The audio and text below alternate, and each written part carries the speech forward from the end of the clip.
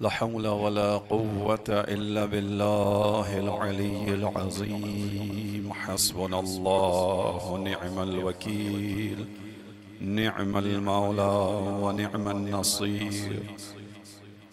بسم الله الرحمن الرحيم. الحمد لله رب العالمين بارئ الخلائق أجمعين، وهو أرحم الراحمين في موضع العفو والرحمة، وأشد المعاقبين في الشدة والنقمة. ثم الصلاة والسلام والتحية والإكرام على رسوله البشير النذير السراج المنير، مولانا ومولى الثقلين جد الحسنين أبي القاسم محمد صلى الله عليه وسلم وعلى أهل بيته الطيبين الطاهرين المعصومين المظلومين الذين أذهب الله عنهم الرجس وطهرهم تطهيرا.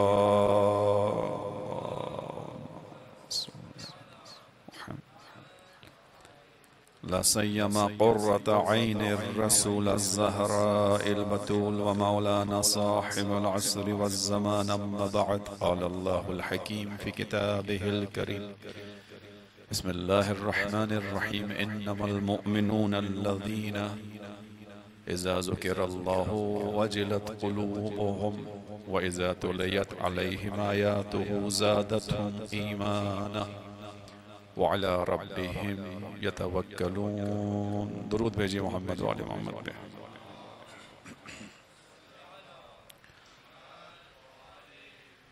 عزیزان محترم، ایک گزارش کروں گا کہ محمد و آل محمد پہ درود ہمیشہ بہتر انداز میں اور اونچی آواز سے بھیجنا چاہیے. تو سب مل کے بآواز بلند صلوات پڑھیے گا.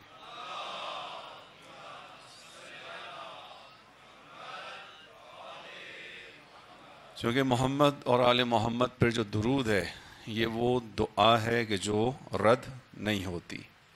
یہ دعا بھی ہے، محمد و آل محمد کا حق بھی ہے. قُلْ لَا أَسْأَلُكُمْ عَلَيْهِ أَجْرًا إِلَّا الْمَوَدَّةَ فِي الْقُرْبَى. ہماری محبت کا اظہار جو ہے وہ درود کا بھی ایک ذریعہ درود ہے اس کا اظہار کا. یعنی ہم محمد و آل محمد کی بلندی چاہتے ہیں، محمد و آل محمد پر رحمت و خدا کی برکت کا سایہ چاہتے ہیں. درود کی عظمت ہے. بعض علماء اہل دل افراد سے جب کوئی پوچھتا تھا کہ مشکلات ہیں بہت ساری، ان مشکلات کے حل کے لیے کوئی تجویز کیجیے چیز، تو اکثر علماء نے درود کی تسبیح کو لوگوں کو تجویز کیا کہ اگر مشکل میں ہو تو تسبیح پڑھو درود کی، اسے ہدیہ کرو اہل بیت علیہ السلام کے لیے، خداوند عالم اس کی برکت سے مشکل کو آسان کرے گا. اسی لیے ہمارے یہاں یہ بھی بیان ہوا کہ جب کبھی آپ دعا کرنے بیٹھیں تو اس دعا میں ابتدا درود سے کریں، بیچ میں اپنی دعا کو بیان کریں، آخر میں پھر درود کی تلاوت کریں. اس کی وجہ بھی بیان کی گئی. کہا گیا اس لیے کہ جب ابتدا میں درود پڑھو گے اور آخر میں درود پڑھو گے تو میں نے جیسے عرض کیا کہ درود ایک دعا بھی ہے جس کو آپ خدا سے کہتے ہیں خدا محمد اور آل محمد پہ اپنا درود و برکت نازل فرما. خدا اس دعا کو کبھی بھی رد نہیں کرتا، اس دعا کو کبھی بھی انکار نہیں کرتا. اس لیے علماء نے بیان کیا کہ بیچ میں اپنی دعا رکھو، پہلے محمد و آل محمد پہ درود آخر میں رکھو، چونکہ جب خدا پہلے کی اور آخری کی دعا قبول کرے گا تو خدا وند عالم جو بیچ کی حاجت ہے اس کو بھی بارگاہ میں قبول کر لے گا.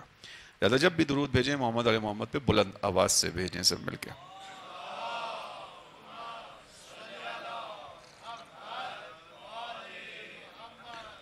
درود وہ عظمت والی چیز ہے کہ جس کو خود خداوند عالم نے اپنے اور ملائکہ کی طرف بھی نسبت دی ہے. ان اللہ و ملائکتہ، بے شک اللہ اور اس کے ملائکہ یصلون علی النبی، صلوات بھیجتے ہیں محمد پر صلی اللہ علیہ وسلم اور اپنے نبی پر. یا ایھا الذین آمنوا، پہلے خود بیان کیا، یعنی خدا کہہ رہا ہے پہلے میں کر رہا ہوں، میں جو کر رہا ہوں بتا رہا ہوں. ان اللہ و ملائکتہ، بے شک اللہ اور اس کے ملائکہ درود بھیجتے ہیں محمد پر. بس یا ایھا الذین آمنوا، صاحبان ایمان، صلو علیہ، درود بھیجا کرو محمد پر، وسلموا تسلیما، اس کے سامنے تسلیم ہو کر جایا کرو. لہذا یہ اللہ کی طرف سے ہمارے لیے ایک حکم بھی ہے. اب اسی پہ بات آپ کے سامنے آگے بڑھاؤں, خوبصورت واقعہ بچوں کے لیے بیان کر دوں جو بیٹھے ہوئے درود کی عظمت پر. رسول اللہ صلی اللہ علیہ وآلہ وسلم کے زمانے میں رسول اللہ تشریف رکھے تھے, مسجد کے اندر بیٹھے ہوئے تھے. ایک شہد کی مکھی آئی اور آنے کے بعد اس نے رسول اللہ سے کہا کہ اللہ کے رسول, فلاں جگہ پر ہم شہد کی مکھیوں نے ایک چھتے میں شہد آمادہ کیا ہے, تیار کیا ہے, آپ اپنے وصی کو بھیج کر اس شہد کو منگوا لیجیے. اور بچوں کو شاید تعجب ہو کہ شہد کی مکھی بولتی بھی ہے کہ نہیں بولتی. ہر جانور بولتا ہے, ہر پرندہ بولتا ہے. حضرت سلیمان کا ہم نے کل تذکرہ کیا تھا, اس میں ہم نے بیان کیا تھا ایک سورہ کا نام سورہ نمل, چونٹی, اور اس چونٹی کی گفتگو کس نے سنی تھی؟ حضرت سلیمان نے. تو حضرت سلیمان چونٹی کی گفتگو سنتے ہیں تو رسول اللہ تو حضرت سلیمان سے زیادہ افضل ہیں, افضل الانبیاء ہیں, خاتم النبیین ہیں, اشرف الانسان ہیں. لہذا ہر کسی کی جو گفتگو ہے وہ معصوم سنتا ہے.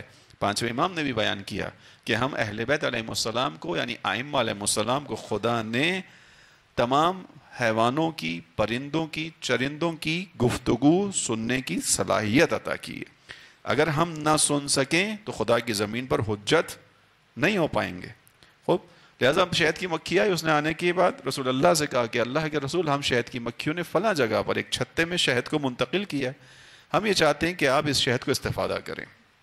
رسول اللہ نے بھیجا, ٹھیک ہے میں اس شہد کو منگواتا ہوں. لیکن توجہ سے سننا بچوں اس واقعے کو, درود کی اہمیت. رسول اللہ نے اس سے ایک بات پوچھی, کہ یہ بتا کہ تو جن پھلوں کا, پودوں کا, پتوں کا رس لیتی ہے, جہاں بیٹھتی ہے پتے کے اوپر, پھول کے اوپر, اس سے رس لیتی ہے ایک ڈنگ مار کے اس کے اندر, تو وہ رس ہلکا کڑوا ہوتا ہے. اب اگر کوئی یہاں میٹلرجی کا اسٹوڈنٹ ہوگا جس نے ان چیزوں کا ایکسپیریمنٹ کیا ہوگا اپنے لیبس میں, وہ جانتا ہے ہر پھل کا, ہر پھول کا جو رس ہے وہ تھوڑا سا ہلکا سا کڑواہٹ کی مائل ہوتا ہے.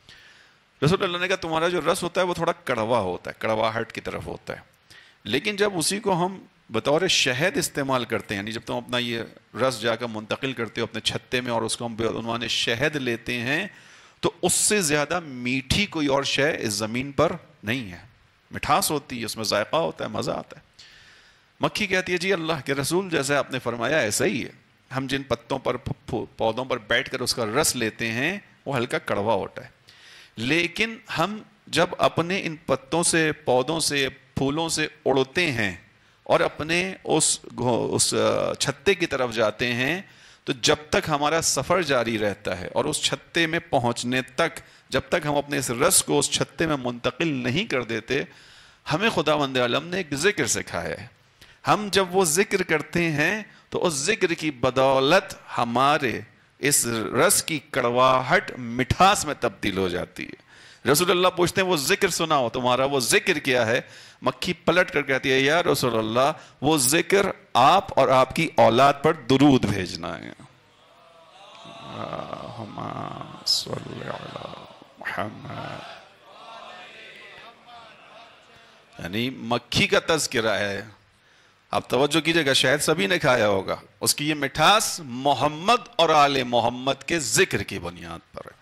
بس یہاں پر ایک نقطہ آپ کے حوالے ضرور کروں گا, توجہ سے سنیے گا اس بات کو. عزیزوں, مکھی کا توسل اہل بیت سے زبانی ہے, ذکری ہے. لہذا مکھی اہل بیت کا توسل کر رہی ہے, محمد اور آل محمد پر توسل کرتے ہوئے درود بھیج رہی ہے. اس درود کی وجہ سے اس کے رس کی کڑواہٹ دنیا کی اعلیٰ ترین اور خالص ترین مٹھاس میں تبدیل ہو جاتی ہے. میں اور آپ بھی اہل بیت علیہ السلام سے اگر توسل اختیار کریں تو پھر کیا ہوگا؟ ہمارے اور آپ کے اخلاق کی کڑواہٹ حسن اخلاق میں تبدیل ہو جائے گی. ہمارا اخلاق وہ ہو جائے گا جو خداوند عالم کو پسند ہے. ہمارے وجود کی کڑواہٹیں مٹھاس میں تبدیل ہو جائیں گی. ایسا ہی ہوگا نہیں ہوگا؟ جب مکھی کے لیے اصول ہے کہ کڑواہٹ تبدیل ہو رہی ہے مٹھاس کے اندر, تو میں اور آپ بھی اگر اہل بیت سے توسل رکھیں گے تو ہمارے اور آپ کے وجود کے اندر بھی کچھ کڑواہٹیں ہیں. مثال کے طور پہ ہمارا تند زبانی, ہمارا کسی کو طنز کر دینا, ہمارا کسی سے ایسی بات کر دینا جس سے کسی کا دل ٹوٹ جائے, یہ ہمارے وجود کی کڑواہٹیں ہیں. ایسا ہی ہے یا نہیں ہے؟ کسی کے ساتھ تلخ مزاجی سے بات کر دینا، تلخ مزاجی سے پیش آ جانا، بات سنے بغیر اس کی بات کو کاٹ کر اس کے تیزی کے ساتھ جواب دینا، یہ ہمارے وجود کی کڑواہٹیں ہیں۔ انسان دوسرے انسان سے معمولاً اس کے رویے سے دور بھاگتا ہے۔ لوگ اہل بیت علیہ السلام کے عاشق و شہداء کیوں ہوتے تھے؟ بعض لوگ پیچھے نہیں چلتے تھے، فالوور نہیں تھے، لیکن وہ ان کے وجود کے عاشق و شہداء تھے۔ کیوں تھے عاشق و شہداء؟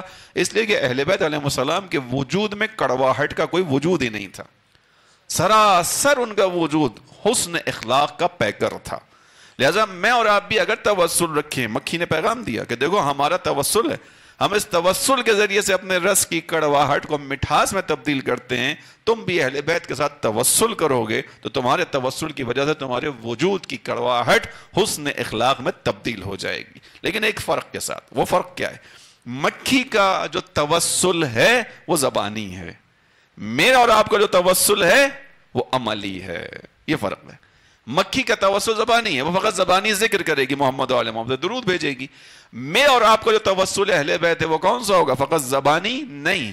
لَقَدْ كَانَ لَكُمْ فِي رَسُولِ اللَّهِ أُسْوَةٌ حَسَنَةٌ، اے مومنو مسلمانوں تمہارے لیے میں نے رسول کو اسوہ حسنہ، بہترین نمونہ قرار دیا۔ اسوہ یعنی جس کے پیچھے پیچھے چلا جائے، جس کے نقش قدم پر چلا جائے۔ اگر میں اور آپ بھی اپنے وجود کو اس میں ڈھالیں گے تو ہماری زندگی بھی شیریں ہوتی چلی جائے گی۔ ہمارے ہاں جو آپس کے جھگڑے، اختلافات، فساد، لڑائیاں، گھروں میں لڑائیاں، بچوں میں لڑائیاں، بہن بھائیوں میں لڑائیاں، ساس سسر میں لڑائیاں، بہو داماد ان میں لڑائیاں ہیں، اس کی ایک وجہ یہ عزیزوں کہ ہمارے وجود کے اندر کڑواہٹیں موجود ہیں۔ ہم اپنے وجود کی کڑواہٹ جب دوسرے کو منتقل کرتے ہیں تو وہاں سے بھی ریئیکشن آتا ہے۔ اس سے بچنے کا راستہ محمد اور آل محمد سے عملی توسل ہے۔ درود بھیجی محمد و آل محمد پر۔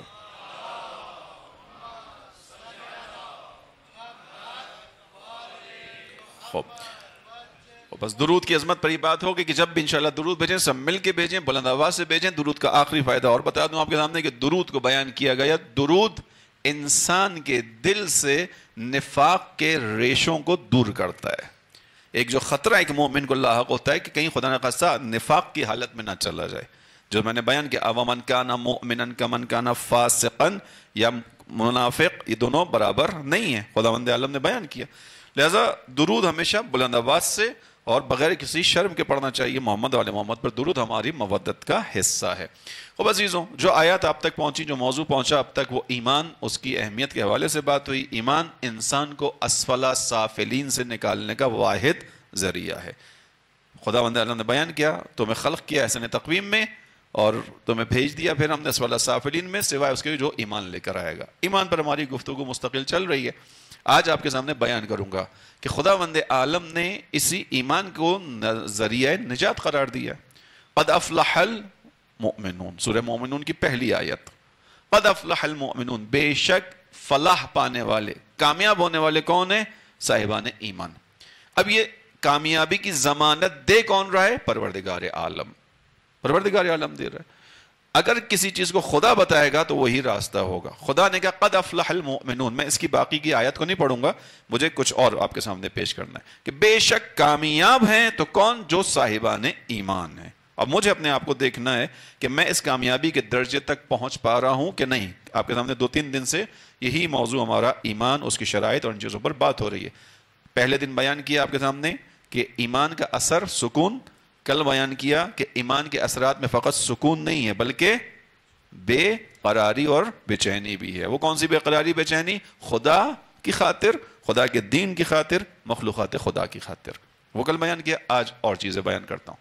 قد افلح المؤمنون، کامیابی انہی کے لیے جو صاحبان ایمان ہے۔ امام علی علیہ السلام نے ارشاد فرمایا لا یفوز بالنجات الا من قام بشرائط الایمان۔ ہر چیز کی ایک شرط ہے، ہر چیز کی ایک کنڈیشن ہوتی ہے، ہر چیز کی ایک علامت ہوتی ہے۔ امام نے ارشاد فرمایا لا یفوز بالنجات، نجات تک پہنچ ہی نہیں سکتا کوئی، لا یفوز فائز نہیں ہو سکتا بالنجات، نجات پر، الا مگر اس کے، من قام بشرائط الایمان، کہ جو ایمان کو اس کی شرائط کے ساتھ اپنے پاس رکھے گا۔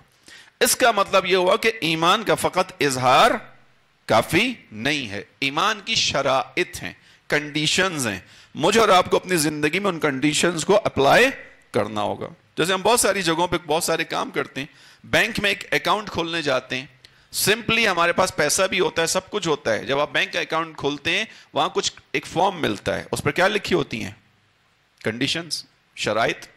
محض آپ کے پاس پیسہ ہونا اس بات کی دلیل نہیں ہے کہ آپ بینک میں اکاؤنٹ کھول لیں گے. اس کے کچھ شرائط ہیں, اس کے کچھ قوانین ہیں, آپ پر لاگو ہوں گے. اب ان قوانین کو اپنے ہاتھ سے کیا کرتے ہیں؟ پڑھتے ہیں, پڑھنے کے بعد ایکسیپٹ کرتے ہیں, ایکسیپٹنس کے اوپر سائن کرتے ہیں, یعنی ہاں ٹھیک ہے مجھے کنڈیشنز قبول ہیں. اپنے بچے کا داخلہ کروانے اسکول کالج میں جاتے ہیں, پیسہ بھی دے رہے ہیں اسکول کی انتظامیہ کو, کالج کی انتظامیہ کو, لیکن کیا اسکول کی انتظامیہ, کالج کی انتظامیہ بغیر کسی شرط کے داخلہ دے دیتی ہے؟ معمولاً ایسا نہیں ہوتا.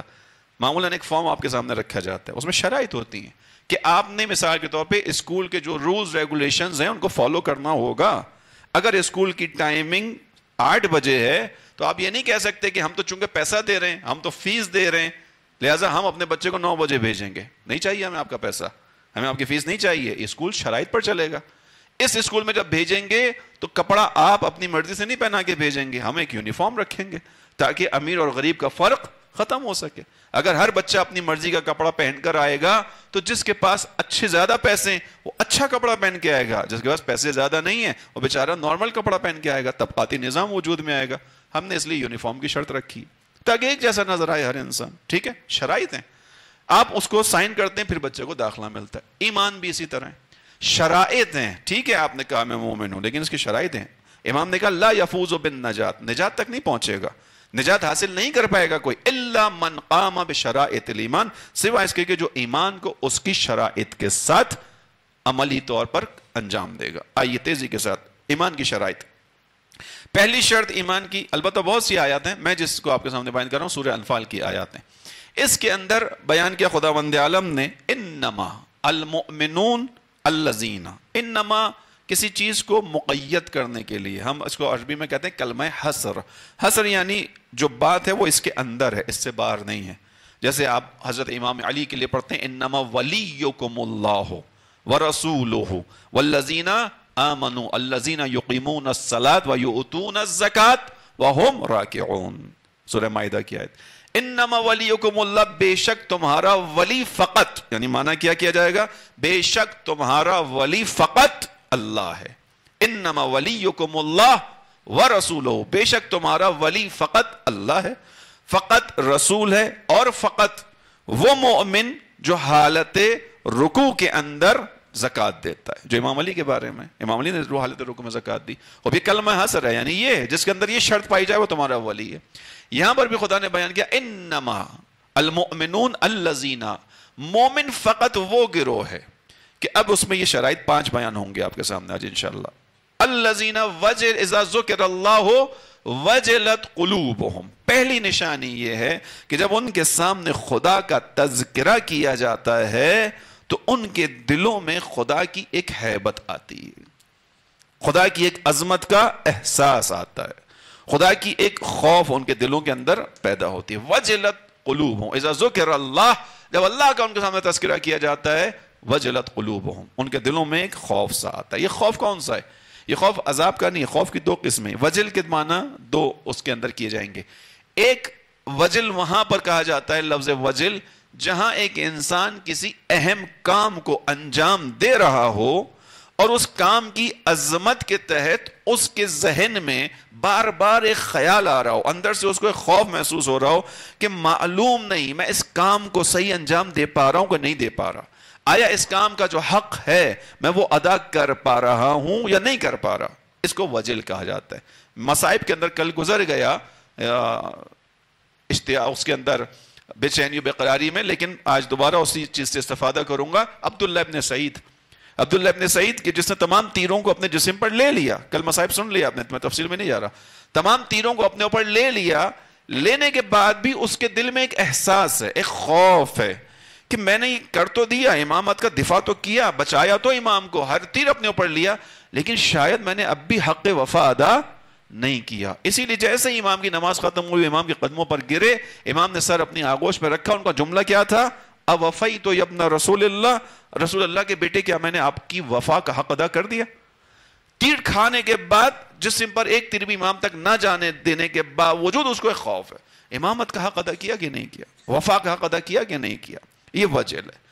ایک وجل یعنی جہاں ایک ذمہ داری عظیم ہو، اس ذمہ داری کی ادائیگی میں ایک انسان مصروف ہو، لیکن اس کو بار بار یہ خوف آتا ہو پتہ نہیں یہ صحیح ادا ہو رہا ہے کہ نہیں ہو رہا، کر پا رہا ہوں کہ نہیں، اس کا حق ہو رہا ہے کہ نہیں. اس وجل، اس حالت وجل کو دیکھنا ہو تو امام علی علیہ السلام کی نمازوں کو دیکھ لیجئے. وہ امام علی علیہ السلام جو میدان جنگ میں کبھی نہیں کانپتا، بڑے سے بڑا سورما اس کے مقابلے پر آ گیا، جوانی کا عالم ہے، جوانی کے عالم میں عرب کے بڑے بڑے پہلوان مقابلے پہ آ گئے کہ جن کی ہیبت سے لوگ نکلتے نہیں تھے باہر، جن کی ہیبت سے لوگ میدان میں جانے پہ تیار نہیں ہوتے تھے. وہ تانا دیتے تھے مسلمانوں کو کہ تم مسلمانی تو کہتے ہو کہ مرنے کے بعد جنت میں جاؤ گے، جنت میں جاؤ گے تو وہاں بہتی ہوئی نہریں بھی ہیں اور تمہارے لیے تو حوریں بھی موجود ہیں، آؤ ہم تمہیں تمہاری حوروں تک پہنچانے کا انتظام کرتے ہیں. چھیڑتے تھے مسلمانوں کو کہ بھائی جاؤ تم جنت میں، یہاں کیا کر رہے اس دنیا کے اندر، وہاں نہر بھی ہے، باغ بھی ہے تمہارے مطابق، حوریں بھی انتظار میں، آؤ ہم پہنچاتے ہیں تمہیں وہاں تک. یعنی تمہارا سر قلم کرتے نہیں جاتے تھے لوگ. امام علی علیہ السلام کسی کے مقابلے میں کبھی تھر تھر آئے، کبھی کپ کپائے، کبھی ان کی ٹانگوں میں خدا نخواستہ کوئی لرزش ہوئی، کسی تاریخ کی کسی کتاب میں نے لکھا. توہین کرنے والے جو امام علی کی کرتے تھے، جنہوں نے سب و شتم کیا امام علی پر، وہ بھی امام علی کے بارے میں کبھی یہ نہیں کہہ سکے کہ امام علی کسی جنگ میں کپ کپائے ہوں. ہے ہی نہیں. شجاعت، اسی لیے تو خدا نے آواز دلوائی آسمان سے، لا فتح الا علی، مردوں میں جوانوں میں سوائے علی کے کوئی جوان مرد نہیں ہے. وہ امام جو کہیں نہیں کپ کپایا، نماز کے وقت جب وہ امام آتا ہے، حالت نماز میں کھڑا ہوتا ہے، پھر کیا ہوتا ہے؟ پھر اس امام کے پاؤں کپ کپاتے ہیں، پھر اس کا بدن لرزتا ہے. یہ جو بدن لرز رہا ہے، کپ کپاہٹ ہے، کیوں ہے؟ اس لیے کہ حالت وجل موجود ہے. اذا ذکر اللہ وجلت قلوبہم، جب اللہ کا ذکر ہوتا ہے تو ان کے دلوں کو ایک خوف ہوتا ہے، کیونکہ عظمت ہے. دوسری جو وجل کی بات ہے وہ وہی کہ عظمت کسی کی زیادہ ہو. عظم الخالق فی اعینہم، ان کی نگاہوں میں ان کے خالق کی عظمت آ گئی، فصغر ما دونہ، پس اس کے بعد جو کچھ بھی ہے وہ حقیر ہو گیا. توجہ کیجئے گا، یہ کیفیت ایمان کی شرائط میں سے ہے. جب بھی خدا کا ذکر ہو، خدا کی بات ہو، ان کو ایک خوف لاحق ہوتا ہے. میں اپنے اندر دیکھوں یہ چیز کہ آیا میری نماز کے اندر کسی طرح کی کوئی خوف کی کیفیت ہوتی ہے، میرے اندر کوئی ایسی کیفیت پیدا ہوتی ہے نماز کے وقت کہ جب میں ذکر خدا کر رہا ہوں یا کوئی بھی ذکر خدا میرے سامنے ہو تو میرے دل میں اندر ایک خدا کی عظمت کا احساس جاگتا ہے یا نہیں جاگتا؟ مومن کی نشانی یہ عزیزوں، مومن کی نشانی ہے. انما المؤمنون، مومن تو فقط وہ ہیں الذین اذا ذکر، جن کے سامنے جب خدا کا ذکر کیا جاتا ہے، وجلت قلوبہم، ان کے دل دھڑکتے ہیں، ان کے دلوں کے اندر ایک اندیشہ آتا ہے، خدشہ آتا ہے. یہ پہلی نشانی. دوسری نشانی، اذا تلیت علیہم آیاتہ زادتہم ایمانا، جب ان مومنوں کے سامنے، اس گروہ کے سامنے خدا کی آیات کی تلاوت کی جاتی ہے تو اس تلاوت کے ذریعے سے ان کے ایمان میں اضافہ ہوتا ہے، ان کا ایمان بڑھتا ہے. اس کا مطلب ہے پھر ایمان ایک رکی ہوئی حالت کا نام نہیں ہے. ایمان اس کا مطلب ہے ایک مسلسل سفر کا نام ہے. 3 دن پہلے 2 دن پہلے میں نے بیان کیا، ایمان کاذب بھی ہے، ایمان صادق بھی. دعائے نماز ظہر کی تعقیبات میں اللہم ارزقنا ایمانا صادقا، آپ خود کہتے ہیں سچا ایمان چاہیے، اس کا مطلب ہے مقابلے پہ جھوٹا ایمان بھی. اسی طرح ایمان ناقص بھی ہے، ایمان کامل بھی ہے. اسی لیے اس آیت نے بیان کیا وَإِذَا تُلِيَتْ عَلَيْهِمْ آیَاتُهُ، جب اس کی آیات کی ان کے سامنے تلاوت کی جاتی ہے، زادتہم ایمانا، ان کے ایمان میں اضافہ ہوتا ہے. اس کا مطلب ہے میں جب تک زندہ ہوں میں ایمان کی منزلوں میں مراحل پر مراحل طے کر سکتا ہوں. قرآن کے اندر یہ تاثیر ہے کہ وہ میرے ایمان میں اضافہ کر سکتا ہے. اب میں اپنے آپ سے سوچوں، اپنے آپ کے ساتھ بیٹھوں کہ جب بھی میں قرآن کی تلاوت کرتا ہوں، بیٹھتا ہوں، میرے ایمان میں اضافہ ہوتا ہے نہیں ہوتا؟ آیت کہہ رہی ہے کہ ہونا چاہیے، آیت کہہ رہی ہے کہ اثر تلاوت قرآن یہ ہے کہ ایمان میں اضافہ ہوگا. توجہ سے سنیے گا اس بات کو. یہ تذکرہ کسی اجنبی کا ہے نہیں، ہم سب کا ہے، ہم سب مومن ہیں انشاءاللہ. تو مومن کی نشانی خدا بتا رہا ہے. امام علی نے کیا کہا؟ نجات تک نہیں پہنچے گا جو ایمان کو اس کی شرائط کے ساتھ نہیں اپنائے گا. شرائط ایمان میں یہ چیز ہے، توجہ کیجئے گا. ہم پر اس کا اثر معمولاً نہیں ہو رہا اس لیے کہ ہم عادتاً قرآن پڑھ رہے ہیں. بعض دفعہ انسان عادتاً عبادت کرتا ہے، عبادت کو خدا کی خاطر نہیں کرتا، عادت ہے، پریکٹس ہے. اسی لیے ائمہ علیہ السلام نے ظاہری عبادت کو ایمان کی شرط میں بھی نہیں رکھا یا کسی کے مومن ہونے کو نہیں کہا. چھٹے امام نے کہا کہ دیکھو کسی کی لمبی نمازوں اور اس کی عبادت کو معیار نہ بنانا، ٹھیک ہے یہ لازمی ہے، ضروری ہے، لیکن اگر جاننا چاہتے ہو کہ وہ مومن ہے یا نہیں ہے، جاننا چاہتے ہو کہ وہ صحیح ہے یا نہیں، تو دو چیزیں دیکھنا، وہ اپنے وعدوں کو پورا کرتا ہے یا نہیں، اپنی امانت کو ادا کرتا ہے یا نہیں. چونکہ امام نے پھر خود کہا کہ کیونکہ ممکن ہے اس کو عبادت کی عادت پڑ گئی ہو، آٹومیٹک طریقے پر اس کی آنکھ صبح فجر کے وقت کھلتی ہو، فضیلت ہے، میں انکار نہیں کر رہا، امام کی روایت کے سارے بیان کر رہا ہوں، یہ بھی فضیلت ہے، ہر کسی کو نصیب نہیں ہوگا، لیکن بعض دفعہ عادت پڑ جاتی ہے. اسی لیے عزیزوں توجہ کیجئے گا، جوانوں سے مخصوصاً کہہ رہا ہوں، اسی لیے ہمارے یہاں ہر عبادت کی جو ابتدا ہے وہ کس چیز سے؟ سب سے پہلی چیز کیا ہے عبادت کے اندر؟ جب بھی کچھ کام کریں، نماز پڑھنے آئے، وضو کرنے آئے، سب سے پہلی چیز کیا ہے؟ نیت. ہر عبادت کے اندر آپ کوئی بھی نماز پڑھنے کے لیے کھڑے ہو، پہلے کیا کرنا ہے؟ نیت. وضو کرنے کے لیے کھڑے ہو، پانی سے پہلے، پانی کی مباح ہونے سے پہلے جو چیز کرنی ہے وہ کیا کرنی ہے؟ نیت. ایسا ہی ہے نا؟ اسی طرح آپ نے جو کام کرنا ہے، نیت کا کیا مطلب ہے؟ یعنی جب تم کسی عبادت کو کرنے آؤ تو تھوڑی دیر کے لیے ٹھہرو، رکو، اور اس رکنے کے بعد اپنے آپ کو دوبارہ یاد دلاؤ کہ میں کیا کرنے آیا ہوں. نیت کا مطلب یہ ہے. ایسے ہی بس نل کھول کے پانی بہے کے وضو کرنا شروع نہیں کر دو، نہیں، نل کے پانی پہ جب نگاہ ڈالو، نل کھولنے سے پہلے اپنے آپ کو کہو میں وضو کرنے آیا ہوں. اندر سے تمہیں جواب آئے، سوال آئے، کیوں وضو کرنے آئے ہو؟ اس لیے کہ خدا کی بارگاہ میں نماز ادا کرنے جا رہا ہوں. اب جب یہ خیال آئے گا، نتیجے میں کیا ہوگا؟ وضو کے اندر اخلاص پیدا ہوگا. اب وضو کرتے ہوئے پھر ممکن ہے کہ انسان اس جگہ پہنچے کہ جو امام سجاد علیہ السلام تھے، وضو کا پانی سامنے آتا تھا، امام وضو کے لیے چلو میں پانی اٹھاتے تھے، روایت امام کے چہرے کا رنگ بدل جاتا تھا. عزیز ہم نے یہ چیزیں سنی ہیں، محسوس نہیں کر پاتے ہم ان چیزوں کو. امام کے چہرے کا رنگ بدل جاتا تھا. یعنی یہ چہرے کا رنگ بدلنا محاورہ نہیں ہے، فقط حقیقت ہے. جب کسی کے اوپر کوئی انتہائی خشیت اور خوف طاری ہے، اس کے چہرے کا رنگ بدل جاتا ہے. لوگ پہچان لیتے ہیں کہ اس کے چہرے کا رنگ پھیکا پڑ گیا، ایسا ہے کہ جیسے چہرے پہ خون نہ ہو. لوگ پوچھتے تھے مولا کیوں؟ وضو کرتے وقت آپ کپ کپاتے بھی ہیں اور چہرے کا رنگ بدلتا ہے، کیوں؟ امام کہتے تھے تمہیں معلوم نہیں ہے کس کی بارگاہ میں حاضری کے لیے جا رہا ہوں؟ اس پروردگار نے مجھ سے نماز کا تقاضا کیا ہے، وہ کہ جو بے نیاز ہے. میں اور آپ واجب نماز جو پڑھتے ہیں اس کے تقاضے پہ کرتے ہیں، ایسے ہی ہے. اس نے امر کیا ہے، اس نے مانگی یہ نماز، میں کہاں سے اس کی شان کے مطابق نماز پڑھوں؟ وہ مجھ سے کہہ رہا ہے دو مجھے نماز، ٹھیک ہے میں آیا ہوں پڑھنے کے لیے، لیکن میں اس کی شان کے مطابق کہاں سے لاؤں؟ نہیں کر سکتا، چونکہ معرفت ہی نہیں ہے، لیکن پڑھنی ہے. وہ امام کانپتے تھے. یہ جو ائمہ کا کانپنا، کپ کپانا، لرزنا ہے، یہ داستان اور کہانی نہیں ہے، حقیقت ہے. اس لیے کہ ایمان کی معرفت، منزل معرفت زیادہ ہے. جتنا جتنا معرفت بڑھتی جاتی ہے اتنا اتنا خشوع بڑھتا چلا جاتا ہے. جتنی جتنی معرفت میں اضافہ ہوتا ہے اتنا اتنا حضور قلب بڑھتا چلا جاتا ہے. بس توجہ کیجئے گا. اب اگر قرآن نے بیان کیا وَإِذَا تُلِيَتْ عَلَيْهِمْ آيَاتُهُ زَادَتْهُمْ ایمانا، جب ان کے سامنے قرآن کی آیات کو پڑھا جاتا ہے ان کے ایمان میں اضافہ ہوتا ہے. مومن کی علامت ہے. میرے ایمان میں اضافہ نہیں ہو رہا اور میں آیت پڑھ رہا ہوں، اس کا مطلب ہے کہ میں آیت نہیں پڑھ رہا، ایک عادت ہے. اس کو بھی سمجھا دوں. قرآن کریم کے اندر نماز کا فلسفہ کیا بیان ہوا؟ ان الصلاۃ تنہا عن الفحشاء والمنکر. قرآن نے بیان کیا بے شک نماز تنہا روکتی ہے، عن الفحشاء فحش کاموں سے، والمنکر برے کاموں سے. بے شک نماز روکتی ہے برے اور فحش کاموں سے. یعنی جو نمازی ہے وہ کبھی فحش کام انجام نہیں دے سکتا، جو نمازی ہے وہ کبھی منکر کے نزدیک نہیں جا سکتا. یہ قرآن کا فیصلہ ہے، ٹھیک ہے، قرآن بیان کر رہا ہے. اب اگر میں دیکھوں، اپنے آپ کو دیکھوں یا معاشرے میں دیکھوں کہ ایک انسان روزانہ کا ریگولر 5 وقت کا نمازی بھی ہے، لیکن جب کسی سے بات کرتا ہے تو بات کرنے سے پہلے گالی دیتا ہے، گالی فحش میں، گالی منکر میں. اس کا کیا مطلب ہوا؟ یہ 5 وقت کا نمازی، لیکن جب کسی سے بات کرتا ہے جلدی غصے میں آتا ہے، عصبانی ہو جاتا ہے، توہین کرتا ہے کسی کی. توہین منکرات میں سے. خداوند عالم نے کہا کہ کسی کا دل مت توڑو، کسی کی ایسی بات کر کے کہ دل آزاری نہ کرو، کیونکہ ایک مومن کا دل خداوند عالم کے عرش کی مانند ہے. ایک مومن کے دل کی حرمت کعبے سے زیادہ ہے. روایات ہیں یہ، توجہ کیجئے گا. میں نماز بھی پڑھ رہا ہوں، اس کے باوجود فاحش کام سے نہیں رک رہا، برے کام سے نہیں رک رہا، معیار میرے پاس ہے. ہم پوچھتے ہیں نا، بعض دفعہ انسان پوچھتا ہے کہ بھئی کیا کریں، نماز پتہ نہیں قبول ہو رہی ہے کہ نہیں ہو رہی.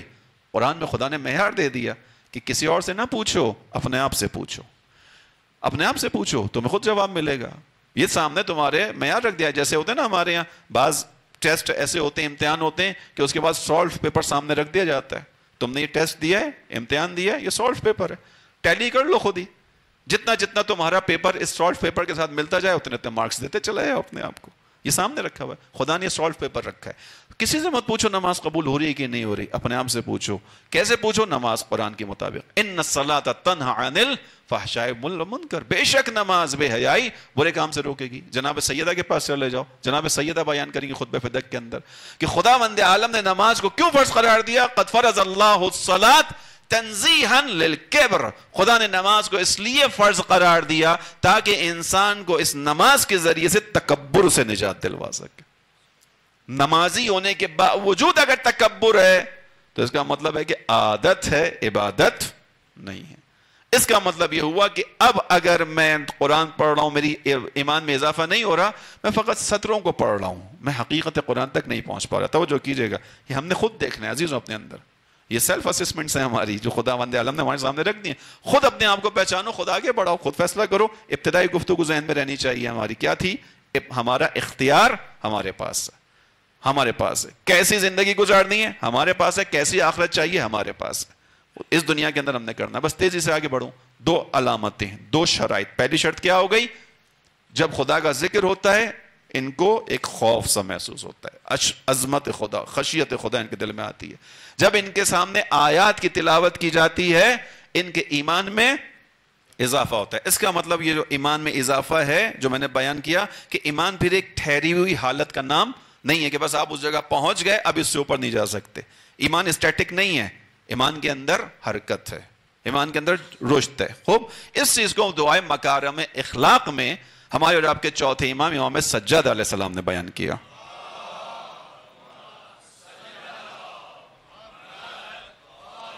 محمد وعجل. دعائے مکارم اخلاق میں امام ارشاد فرماتے ہیں اللہم صلی علی محمد وآل محمد وبلغ بإیمانی اکمل الایمان. خدای محمد اور ان کے آل پر درود نازل فرما. وبلغ بإیمانی، اور میرے ایمان کے ذریعے سے مجھے پہنچا بأکمل الایمان، ایمان کے کمال کی منزلوں تک. یعنی میں جو ایمان لے کر آیا ہوں اس ایمان کو یہاں مت رہنے دے، جو ایمان کا کمال ہے، پیک ہے، مجھے وہاں تک پہنچا دے. میں ایمان کے راستے پر ہوں، مجھے اس ایمان کے راستے کے ذریعے سے جو ایمان کی پیک ہے وہاں پہنچا. ایمان کی پیک کیا ہے؟ علی ابن ابی طالب. کمال ایمان کیا ہے؟ علی ابن ابی طالب. برز الایمان کلہ علی الکفر کلہ. جنگ خندق میں یہ سنا نا، جب امام علی گئے عمر ابن عبدود کے مقابلے پر، رسول اللہ نے کیا کہا؟ برز الایمان کلہ، کل کا کل ایمان جا رہا ہے کل کے کل کفر کے مقابلے میں.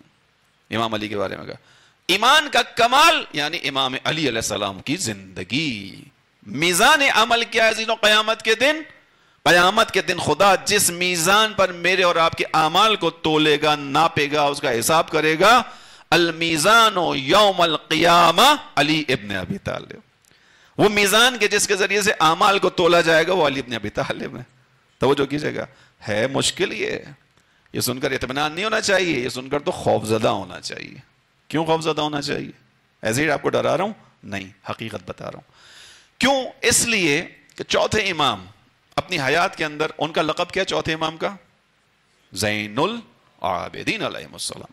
اور یہ امام کا لقب اس دنیا میں نہیں ہے فقط. ابو حمزہ سمالی سے نقل کیا گیا کہ رسول اللہ نے ارشاد فرمایا تھا کہ قیامت کے دن جب تمام انبیاء اولیاء سب میدان قیامت میں موجود ہوں گے، وہاں ایک منادی ندا دے گا، این زین العابدین. زین العابدین کہاں ہیں؟ توجہ کیجئے گا. زین العابدین یعنی عبادت گزاروں کی خوبصورتی، عبادت گزاروں کی بیوٹی، عبادت گزاروں کی زینت. اب یہ اعلان کہاں ہو رہا ہے؟ جہاں اول سے لے کر آخر تک تمام انسان، انبیاء، اولیاء، شہداء، صالحین، ابرار سب موجود ہیں. ایسے ہی ہے. اس عالم کے اندر جو اعلان ہو رہا ہے کہ اینا زین العابدین، عبادت گزاروں کی زینت کہاں ہے، یعنی جگہ سے کھڑے ہوں یہاں ہیں، تو رسول اللہ نے فرمایا کہ میرا یہ بیٹا علی ابن الحسین اپنی جگہ سے قیام کرے گا اور لوگوں کے سامنے سے گزرتا ہوا اس جگہ تک پہنچے گا.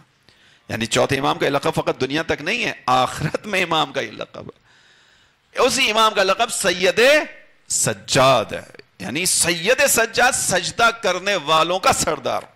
توجہ کیجئے گا، اس امام کا پہلے اس لیے مقدمہ بیان کر رہا ہوں کہ ان کی بات بتا سکوں کہ امام علی کا میزان ہونا مشکل ہے، اس کو سمجھیے گا.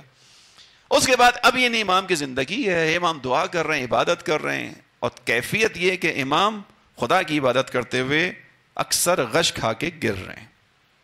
پانچویں امام جو ان کے بیٹے ہیں، ان کا بچپنا ہے، بھی تھوڑی سی ایج ان کی ہے، یا شاید جوانی کا وقت ہے، اس وقت کا یہ واقعہ. پانچویں امام آتے ہیں، دیکھتے ہیں بابا غش کھا کے گرے ہوئے ہیں عبادت کے اندر. پانچویں امام اپنے بابا کے سر کو اپنے نزدیک رکھتے ہیں. اس کیفیت کو دیکھ کر پانچویں امام کو رونا آتا ہے. اب یہ خوب غور سے سنیے گا، یہ باتیں جوانوں سے مخصوصاً کہہ رہا ہوں کہ یہ تذکرہ معمولی انسانوں کا نہیں ہے، یہ تذکرہ دو معصوم اماموں کا ہے. یہ تذکرہ خدا کی دو حجتوں کا ہے. وہ دو حجتیں جو آئی زمین پر خدا کی پہچان کروانے، وہ حجتیں کہ جن کا کام ہی خدا کی معرفت و خدا کی عبادت کی طرف لوگوں کی توجہ کروانا ہے، خدا کی حجتیں. پانچویں امام اس کیفیت کو دیکھ کے روتے ہیں. طبی محبت ہے باپ اور بیٹے کی، روتے ہیں. امام کی آنکھوں سے آنسو گرتے ہیں. چوتھے امام کے چہرے پر امام آنکھیں کھول کے دیکھتے ہیں کہ بیٹا رو رہا ہے، یعنی امام باقر رو رہے ہیں. چوتھے امام پوچھتے ہیں بیٹا کیوں رو رہے ہو؟ پانچویں امام کہتے ہیں بابا آپ کی یہ کیفیت دیکھ کے رو رہا ہوں. یہ جو آپ کا حال ہے نا، آپ کے قدم سوجے ہوئے ہیں، آنکھیں سوجی ہوئی ہیں، اور آپ جو ہے وہ غش کھا کے گرتے ہیں. چوتھے امام پوچھتے ہیں بیٹا تمہارا خیال ہے میں بہت عبادت کرتا ہوں؟ توجہ سے سنیے گا، یہ سوال کس کا ہے جس کے لیے میں نے مقدمہ بیان کیا؟ کیا؟ زین العابدین، سید سجاد، سید الساجدین. وہ امام کہتے ہیں کہ بیٹا بہت عبادت کرتا ہوں تمہارے خیال میں. پانچویں امام کہتے ہیں بابا کیفیت یہی ہے، قدم سوجے ہوئے کھڑے ہو کے خدا کی بارگاہ میں. اتنا کھڑے ہوتے ہیں خدا کی بارگاہ میں، پاؤں پھول گیا، سوج گیا، غش کھا کے گر پڑے، آنکھوں کے اندر حلقہ پڑا ہوا ہے. امام کہتے ہیں اچھا ٹھیک ہے، فلاں جگہ پر جاؤ، کمرے میں، حجرے میں، وہاں فلاں طاق کے اندر، روشندان کے اندر ایک کتاب ہے، صحیفہ ہے، وہ اٹھا کے لاؤ. پانچویں امام جاتے ہیں بتائے ہوئے ایڈریس پر، جاتے ہیں تو وہاں پر صحیفہ ہوتا ہے جس کے اندر صحیفۃ عبادت علی ابن ابی طالب. اس صحیفے میں امام علی کی عبادت کا حال لکھا ہوا ہوتا ہے. چوتھے امام کے پاس پانچویں امام وہ صحیفہ لے کر آتے ہیں. چوتھے امام اس صحیفے کو کھولتے ہیں، نگاہ ڈالتے ہیں اس کے اوپر جس میں امام علی کی عبادت کا تذکرہ لکھا ہوتا ہے. صحیفے کو دیکھنے کے بعد بند کرتے ہیں، بند کر کے کہتے ہیں آہ کس میں اتنی ہمت ہے جو علی کی طرح عبادت کر سکے. یہ کس کی آہ سنائی میں نے؟ جو سید سجاد ہے، سید الساجدین ہے، زین العابدین. وہ امام علی کی عبادت کو یاد کر کے کہتے ہیں آہ کس میں مجال ہے جو علی کی طرح عبادت کر سکے. بس یہ میزان ہے، توجہ کیجئے گا، میزان عمل خوب. اکمل ایمان امام علی کا راستہ. عزیزوں میں اور آپ نہ تو امام علی بن سکتے ہیں اور نہ خدا نے ہم سے چاہا کہ ہم امام علی بنیں. خدا نے علی ایک ہی بنایا تھا، وہ بس وہ ایک علی کافی ہے کائنات کے لیے. خدا مجھے اور آپ کو امام علی نہیں بنانا چاہتا، خدا مجھے اور آپ کو امام علی کے راستے پر چلنے والا بنانا چاہتا ہے. ہم سے جو تقاضا ہے وہ یہ ہے، توجہ رکھیے گا. ایک شخص امام علی کے زمانے میں ہی اس کے بھائیوں نے خبر دی مولا کو آ کے کہ مولا وہ ہمارا بھائی ہے، وہ سوکھی روٹی کھاتا ہے. امام پہنچ گیا اس کے پاس، جا کر دیکھا تھا وہ جو کی روٹی پڑی ہے اس کے سامنے، سوکھی روٹی ہے. مولا نے کہا یہ کیا حالت ہے بھائی اپنی تم نے بنائی ہے؟ جوان کہتا مولا آپ کو دیکھا ہے آپ بھی تو جو کی سوکھی روٹی کھاتے ہیں. امام نے تنبیہ کی، کہا تمہیں اپنا میرے ساتھ مقایسہ کرنے کا کوئی حق نہیں ہے، تمہاری یہ ذمہ داری نہیں ہے، میرا معاملہ الگ ہے. میں خدا کی زمین پر خدا کی حجت ہوں، میں امام وقت ہوں، میں معاشرے کے کم ترین انسان کے ساتھ ہمدردی رکھنے کا سزاوار ہوں. تمہارے لیے یہ ذمہ داریاں نہیں ہیں، اپنے آپ کو ہلاکت میں نہ ڈالو. توجہ کیجیے گا. ہاں ہمارے راستے پر امام نے اس سے کہا کہ تم میری طرح بننے کی کوشش مت کرو. کیا کرو؟ ورع اور تقوی کے ساتھ میرے راستے پر چلو، تقوی پر عمل کرو، خدا کو سامنے رکھو، جھوٹ سے بچو، جو چیزیں تقوی کے زمرے میں آتی ہیں اس پر عمل کرو. علی بننے کی کوشش مت کرنا، علی کوئی نہیں بن سکتا. چوتھا امام آ کر کے کہتے ہیں کس میں مجال ہے کہ علی کی طرح عبادت کر سکیں. بس توجہ کیجیے گا.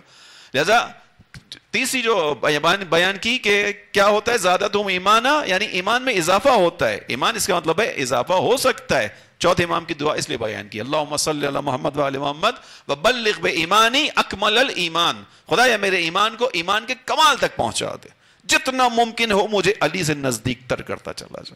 اتنی نزدیک، یعنی علی علیہ السلام کی نزدیکی کی کمال کی منزل کا نام سلمان ہے.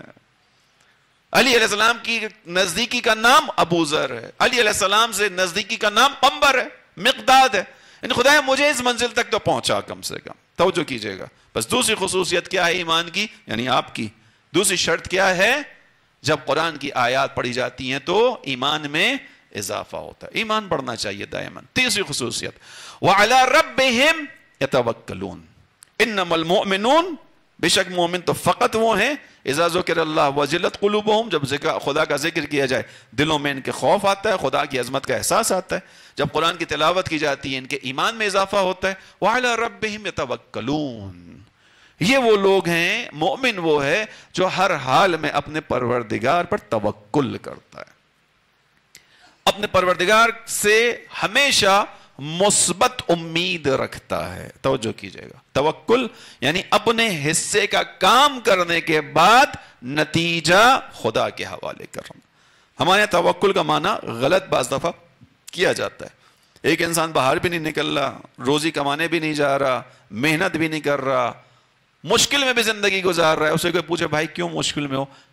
خداوند عالم کی مصلحت یہ ہے. خدا کی مصلحت تو نہیں ہے، تمہاری سستی ہے. یہ خدا کی مصلحت یہ تو نہیں ہے. خداوند عالم نے تو گھر بیٹھ کے کسی کو بھی نہیں دیا. خداوند عالم کا تو طریقہ کار یہ ہے کہ خداوند عالم کہتا ہے باہر نکلو پھر میں تمہیں دوں گا.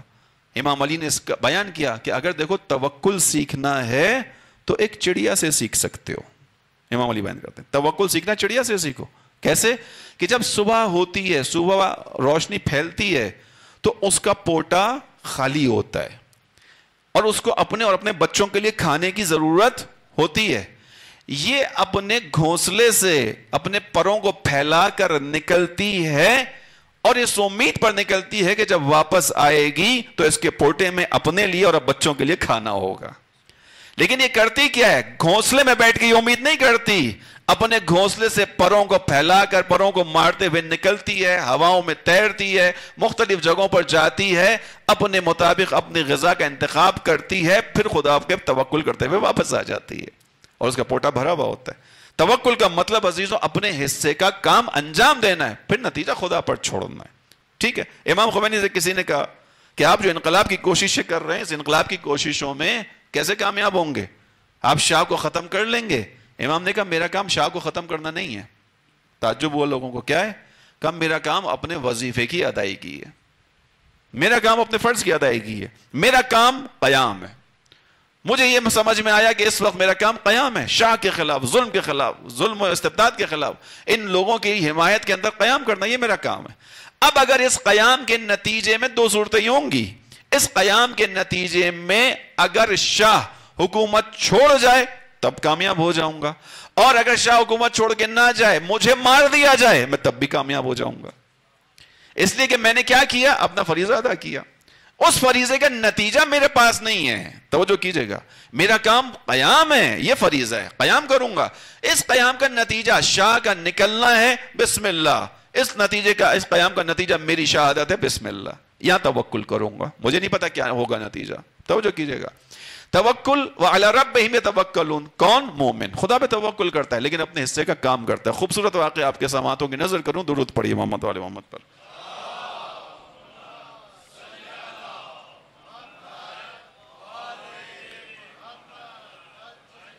میں جو حوزہ علمیہ قائم ہے اس کے جو مؤسس تھے، فاؤنڈر تھے، بنانے والے آیت اللہ عبد الکریم حائری، ان کے زمانے کی بات. رضا شاہ جو گیا، اس کا باپ رضا خان، یہ اس کے وقت اس کی حکومت تھی، اس وقت یہ حوزہ بنا تھا. اس زمانے کی بات ہے کہ جب رضا خان یعنی شاہ رضا جو تھا وہ اتنا زیادہ پاورفل تھا کہ اس نے حسینیوں پر، مسجدوں پر تالے لگوا دیے تھے. تالے لگ گئے تھے، حسینیہ بند ہو گیا، مجلسیں بند ہو گئیں، عزاداریاں بند ہو گئیں. اسی زمانے میں آیت اللہ عبد الکریم حائری نے اپنے لوگوں کو جمع کیا جو ساتھ کے تھے، ان سے کہا کہ ہمیں حوزہ علمیہ کی بنیاد رکھنی ہے. معاشرے کے اندر فساد پھیل رہا ہے، معاشرہ بے راہ روی کی طرف جا رہا ہے، ہمیں اس کو بچانے کے لیے اسلام شناس چاہیے، ہمیں اس کو بچانے کے لیے، معاشرے کو بچانے کے لیے عالم چاہیے. ان عالموں کی تربیت کے لیے ہمیں حوزے کی بنیاد رکھنی ہوگی جہاں پہ علوم اسلامی کو پڑھایا جا سکے. بہت سے لوگ ہنسے، بہت سے لوگوں نے تعجب کیا، کہا آغا ابھی یہ حال ہے کہ جو ایک قائم شدہ عزاداری ہے، اس رضا شاہ نے، شاہ رضا نے جو ہے وہ بند کروا دی، حسینیوں کو تعطیل کروا دیا، تالے ڈلوا دیے، مسجدوں کو بند کروا دیا. آپ ان حالات میں حوزہ قائم کرنے کی بات کر رہے ہیں. توجہ کیجئے گا، توکل پر سنا رہا ہوں. عبد الکریم حائری کہتے ہیں کہ دیکھو فرض آج ہو گیا ہے، سمجھ میں ابھی آ رہا ہے، چونکہ فساد پھیل رہا ہے، حسینیے بھی بند ہو گئے، مسجدیں بھی بند ہو رہی ہیں، تو ظاہر ہے اسی جگہ تو اسلام شناس کی ضرورت ہے. کیا کریں، کرنا ہے یہ کام. لوگوں نے کہا آقا نہیں ہوگا کام. انہوں نے کہا میں تمہیں ایک تاریخ سے بات بتاتا ہوں، فیصلہ تم کر لینا. پھر کہا کہ جو کربلا میں امام حسین علیہ السلام کے ساتھ لوگ آئے، امام حسین کا ساتھ دینے والے افراد کتنے تھے؟ لوگوں نے کہا آقا 72 تھے. کچھ تاریخوں میں کچھ کم اور زیادہ ہیں، بہرحال اس بحث میں نہیں جاتے. بعض تاریخوں میں 100 کی تعداد ہے، بعض میں کچھ کم اور زیادہ ہے. 72 مشہور روایت پہ رہتے ہیں. کہا آقا 72 تھے. کہا جو 72 تھے یہ بتاؤ کہ انہیں یہ معلوم تھا یا نہیں کہ امام حسین شہید ہو جائیں گے؟ کہا مولا معلوم تھا، جانتے ہیں. کہا آقا معلوم تھا کہ شہید ہو جائیں گے. کہا اور ان 72 کو امام حسین نے موقع بھی دیا تھا رات کو کہ جس کو جانا ہو چلا جائے، اگلے دن جو اصل ہدف ہے وہ کون ہے؟ میں ہوں. یعنی تم سب شہید ہو جاؤ تب بھی میں تو مارا جاؤں گا، لیکن اگر تم سب چلے جاؤ گے، تم بچ جاؤ گے، میں نے پھر بھی مارا جانا ہے. امام نے اختیار دیا. وہ لوگ نہیں گئے. لوگوں نے کہا آقا نہیں گئے. کہا کیوں نہیں گئے؟ اب لوگ سوچنے لگے. انہوں نے کہا دیکھو میں وجہ بتاؤں، یعنی میں اپنا تجزیہ بتا رہا ہوں. کہا دیکھو ان 72 نے ایک چیز سوچی سے مراد کیا؟ اپنی فرض پر عمل انجام دیا.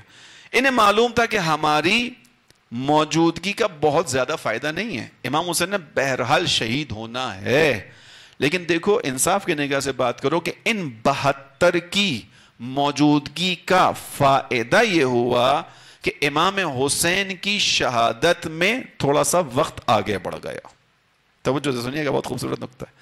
یعنی امام حسین علیہ السلام کی حیات، اس کے لمحات میں ان 72 کی وجہ سے کچھ اضافہ ہوا. اب یہاں پہ لوگ سننے لگے غور سے، آگا کیا مطلب ہے؟ کہا تھوڑی دیر کے لیے سوچو، یہ 72 نہ ہوتے، اذان صبح ہوتی، اکیلے امام حسین ہوتے، کتنی دیر جنگ کرتا میرا حسین. کہا اذان فجر کے کچھ ہی دیر بعد امام حسین شہید ہو جاتے. کہا آگا ایسے ہی ہوتا. کہا ان 72 کی وجہ سے، ان کی جنگ کی وجہ سے، ان کی قربانیوں کی وجہ سے، ان کے ایثار کی وجہ سے کیا ہوا؟ امام حسین کی شہادت تو ہوئی مگر فجر کے بجائے عصر کے وقت ہوئی. فجر کے بجائے عصر کے وقت ہوئی. لوگوں نے کہا ایسے ہی ہے. کہا اب تمہاری نگاہ میں امام وقت کی حیات میں اپنے وجود کے ذریعے سے اضافہ کرنا فضیلت ہے یا نہیں ہے؟ تمہاری وجہ سے تمہارے زمانے کے امام کی حیات کے لمحات بڑھ جائیں. امام وہ ہے جو حیات بانٹتا ہے، مس گائیڈ مت ہوئیے گا میرے جملے سے. امام حیات بانٹتا ہے، امام کی وجہ سے سب کی حیات ہے، لیکن ایک ظاہری تجزیہ ہے کہ اگر یہ نہ ہوتے امام کی شہادت صبح ہی ہو جاتی. ان کے ہونے کی وجہ سے یہ ہوا، امام کی زندگی کے ظاہری لمحات میں اضافہ ہوا ان کی قربانیوں کی وجہ سے. کہا بس ان شہداء نے یہی پیغام دیا، تم اپنے حصے کا جو کام ہے وہ کرو، نتیجہ خدا پہ چھوڑو. اپنے حصے کا کام تو کرو، نتیجہ خدا پہ چھوڑو. انہیں بھی معلوم تھا ہم نے شہید ہونا ہے، انہیں بھی معلوم تھا حسین علیہ السلام نے شہید ہونا ہے، لیکن کم سے کم ان کے وجود کا فائدہ یہ ہوا کہ صبح عاشور کے بجائے عصر عاشور تک میرا حسین زندہ رہا. یہ کوئی معمولی فضیلت نہیں ہے، یہ بڑا کام ہے عزیزوں. بس توجہ رکھیے گا. توکل، اپنے حصے کا کام کرو، باقی خدا پہ چھوڑو. پھر آقا حائری بیان کرتے ہیں، تم دیکھو اس کا نتیجہ کیا ہے کہ خدا بند عالم نے ان اصحاب حسین کو امام حسین کے ساتھ محشور کیا. عظمت اصحاب شہداء یہ ہے کہ کل کربلا کے، کل قیامت کے میدان میں یہ شہداء امام حسین کے ساتھ محشور ہوں گے. ان شہداء کو یاد کر کے ہم کہتے ہیں فزتم فوزا عظیما، تم فوز عظیم پر پہنچ گئے. ان شہداء کربلا کو یاد کر کے آج ہم پڑھتے ہیں فیا لیتنا کنا معکم، کاش شہداء کربلا میں آپ کے ساتھ ہوتا. یہ جملے میرے اور آپ کے امام حسین سے نہیں ہیں، اور شہداء کربلا کے ساتھ ہیں. فیا لیتنا کنا معکم، کاش میں آپ کے ساتھ ہوتا، کاش میں اس فوز عظیم تک پہنچتا. خوب توجہ کیا آپ نے. اپنے حصے کی ذمہ داری کو ادا کرو، جو ذمہ داری ہے اس کو ادا کرو، نتیجہ خدا پہ چھوڑو، جو خدا چاہتا ہے وہ ہوگا. بس عزیزوں یہاں پر بھی جو سوسائٹی کی نسبت، معاشرے کی نسبت ہماری اور آپ کی ذمہ داری ہے اسے ادا کرنا ہے، اسے ادا کریں، نتیجہ خدا پر چھوڑیں. ہماری اور آپ کی ذمہ داریاں کیا ہیں معاشرے کے اندر؟ بہت کچھ ہے، آگے کی آیتوں میں آ جائے گا تھوڑی سے الفاظ کے ساتھ. ہماری اور آپ کی ذمہ داریاں بہت ہیں. اس آیت نے ہمیں بیان کیا مومن کون ہے؟ جو اللہ پر توکل کرتا ہے، لیکن کب؟ اپنے حصے کا کام کرنے کے بعد. اگلی چیز الذین یقیمون الصلاۃ، چوتھی خصوصیت مومنوں کی، جو ہمیشہ نماز کو قائم رکھتے ہیں، نماز کو کبھی بھی ترک نہیں کرتے، خداوند عالم سے دائماً اتصال میں رہتے ہیں. اس پہ زیادہ وقت نہیں لگاتے، وقت ختم ہو رہا ہے. وَيُنْفِقُونَ مِمَّا رَزَقْنَاهُمْ، پانچویں خصوصیت ان مومنوں کی یہ ہے کہ جو کچھ ہم نے ان کو عطا کیا ہے اس میں سے اللہ کی راہ میں خرچ کرتے ہیں، اس میں سے اللہ کی راہ میں خرچ کرتے ہیں جو ہم نے عطا کیا ان کو، جو ہم نے ان کو دیا ہے. یعنی ایک مومن ہمیشہ دوسرے کی طرف جو ہے وہ توجہ رکھتا ہے. انفاق وہی کرے گا جس کی نگاہ دوسرے پر ہوگی. انفاق وہ کر ہی نہیں سکتا جس کی نگاہ فقط اپنی طرف ہوگی. اپنی طرف نگاہ کرنا قارونی سوچ ہے. قارونی سمجھے گا قرآن کے اندر ہے. قارون کی سوچ کیا تھی؟ قرآن میں بیان کیا، قارون سے کہا گیا کہ اتنا تیرے پاس خزانہ ہے، فَأَحْسِن كَمَا أَحْسَنَ اللَّهُ إِلَيْكَ، جس طرح خدا نے تیرے اوپر احسان کیا تو لوگوں کے ساتھ احسان کر، تو لوگوں کے ساتھ پیش آ. تیرا بینک بیلنس، اپنے الفاظ میں کہہ رہا ہوں، تیرا بینک بیلنس اتنا زیادہ ہے، کیا کرے گا اتنا خزانہ؟ کتنا خزانہ تھا قارون کا؟ کئی اونٹوں پر اس کا خزانہ اور اس کی چابیوں کو لادا جاتا تھا. ٹھیک، اتنا خزانہ تھا کہ لوگ اس کے خزانے کو دیکھ کر آرزو کرتے تھے کاش ایسا ہمیں بھی مل جاتا، کاش ہم بھی اتنے مالدار ہوتے. اس سے جب کہا جاتا تھا خرچ کرو، پلٹ کر کیا کہتا تھا؟ انما اوتیتو من علم عندی. سب توجہ سے سنیے گا، انما اوتیتو من علم عندی، یہ جو کچھ بھی ہے میرا ہے، یہ جو کچھ بھی ہے میری صلاحیت کی وجہ سے. خدا کیا کہہ رہا ہے؟ مومن کی نگاہ کس چیز پر ہوتی ہے؟ یہ کیا کرتا ہے؟ وَيُنْفِقُونَ مِمَّا رَزَقْنَاهُمْ. مومن کی زندگی میں جو بھی ہوتا ہے وہ نگاہ یہ نہیں کرتا کہ میں نے کمایا ہے، اس کی نگاہ یہ ہوتی ہے کہ پروردگار نے کمانے کے قابل بنایا ہے تو میرے پاس یہ آیا ہے. مومن کی نگاہ یہ. مومن یہ کہتا ہے میں نہیں ہوں، میری صلاحیت نہیں ہے. ٹھیک ہے، خدا نے میرے اندر اگر صلاحیت ہے تو خدا نے ڈالی ہے، ورنہ میں کچھ بھی نہیں کر سکتا تھا. قارونی سوچ ہوتی ہے، اپنی طرف توجہ رکھتا ہے. انما ہوتی تو من علم عندی، میری ایکسپرٹیز ہے، میری مہارت ہے، میری اسپیشلائزیشن ہے، میری پلاننگ ہے، میرا بزنس ہے. یہ قارونی سوچ ہے. اس کے مقابلے میں قرآن کیا کہہ رہا ہے؟ نہیں، مومن وہ ہے جو اس پہ توجہ رکھتا ہے کہ ہم نے دیا ہے. اب جب اس کی نگاہ توجہ رکھے گا، خوبصورت نکات ہیں، وقت ختم ہو گیا. کیوں؟ اس کی جب توجہ اس بات پر ہوگی کہ اللہ کی طرف سے ملتا ہے تو اس کو دینے میں پھر مسئلہ نہیں ہوگا. کیوں نہیں ہوگا؟ چونکہ وہ اس بات کو بھی تو جانتا ہے کہ جو دینے والا خدا ہے، اس کے یہاں عطا کرنے میں، کسی چیز میں، خزانے میں کبھی کوئی کمی نہیں آتی. جب اس کے پاس کسی چیز کی کمی نہیں آتی تو اگر وہ ابھی دے رہا ہے تو بعد میں بھی مجھے دیتا رہے گا. امام حسن مجتبیٰ سے کسی نے پوچھا مولا آپ کا ہاتھ کھلا ہاتھ ہے، آپ ہمیشہ دیتے رہتے ہیں، اتنا مت دیا کریں.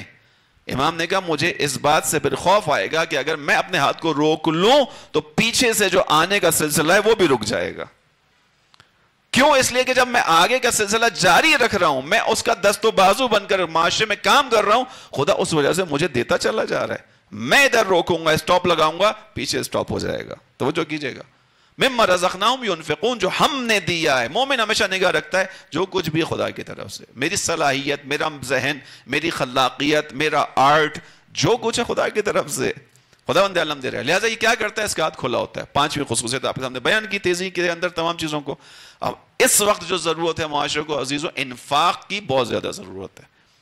معاشرہ اس وقت ہمارا جن حالات کے اندر ہے، مخصوصاً کووڈ کے بعد کے جو حالات ہیں وہ آپ کے سامنے، سبھی کے خراب ہیں، کسی کے بھی بہت اچھے حالات نہیں ہیں، لیکن بہرحال اگر دست جمعی بن کر کام کیا جائے تو برکتیں آ سکتی ہیں. ید اللہ مع الجماعہ، خدا کا ہاتھ جمعیت کے ساتھ ہوتا ہے.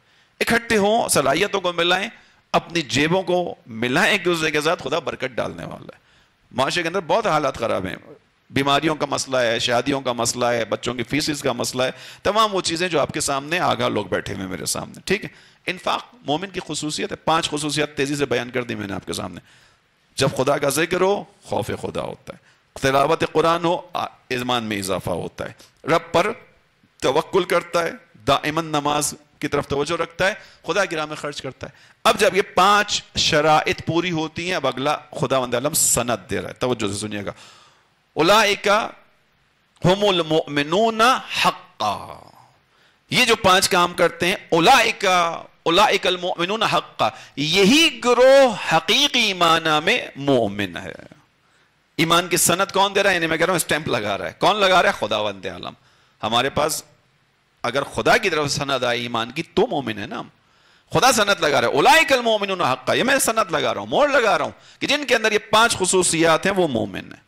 اب جب اس جگہ تک پہنچ گئے تو خدا کیا کرے گا؟ لہم درجات، سب سے پہلی چیز جو خدا بیان کر رہا ہے لہم درجات، خدا ان کی ان 5 خصوصیات کی بنیاد پر ان کے ایمان کو اٹیسٹ کرنے کے بعد کہہ رہا ہے لہم درجات، ان کے لیے درجات ہیں، منزلیں ہیں، ومغفرۃ، خدا کی طرف سے مغفرت ہے، ورزق کریم، اور خدا ان کو آبرو مندانہ رزق عطا کرنے والا ہے۔ یہ درجات ہیں، توجہ کیجئے گا، 5 علامات بیان کی، 5 شرائط، ان کے تحت ایمان ہے جس کے اندر یہ خصوصیات ہیں۔ لہم درجات، ان کے لیے درجات ہیں۔ یہ درجہ ہم سمجھتے ہیں درجہ بندی ہے ہر انسان کی، ان لوگوں کی جن کے اندر خصوصیات ہیں، درجے ان کے لیے، پھر وہ عام انسان نہیں ہے، پھر وہ خداوند عالم کے مخصوص بندے ہیں۔